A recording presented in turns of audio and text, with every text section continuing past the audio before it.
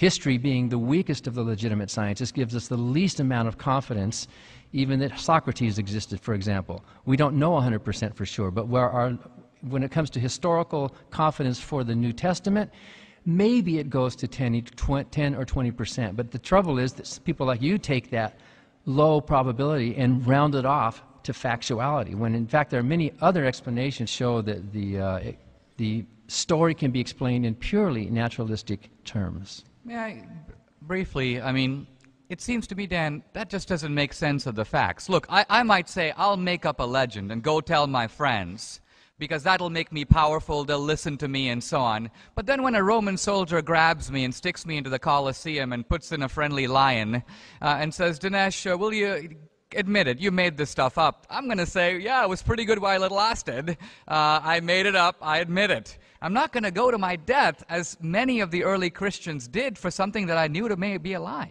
But all religions have their martyrs. Buddhists set themselves on fire.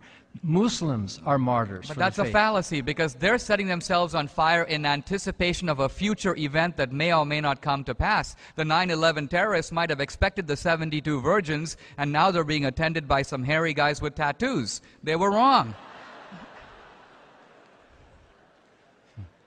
They're guessing about the future.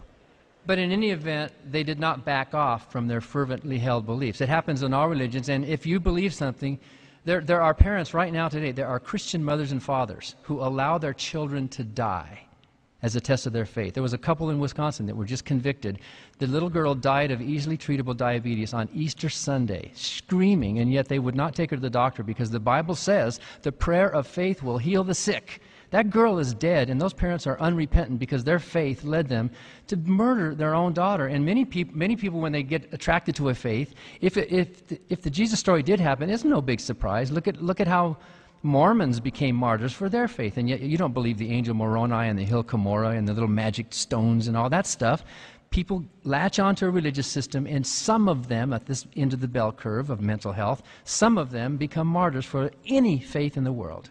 Right, but you're confusing what happens once a faith is developed within the faith from the origin of faith. In other words, think about it. The early Christians had to convince a substantial portion of the Roman Empire had already converted to Christianity before Constantine. These were in other words, Christianity had spread widely prior to the Roman emperor converting, and then eventually it had to be promoted worldwide. So here's my point. My point is it defies historical explanation to take an event that is an historical event. There was an early church. There were early Christians. They did face persecution. Try to explain those facts without saying that something happened. To say that there wasn't even a Jesus, that someone just made him up, defies explanation.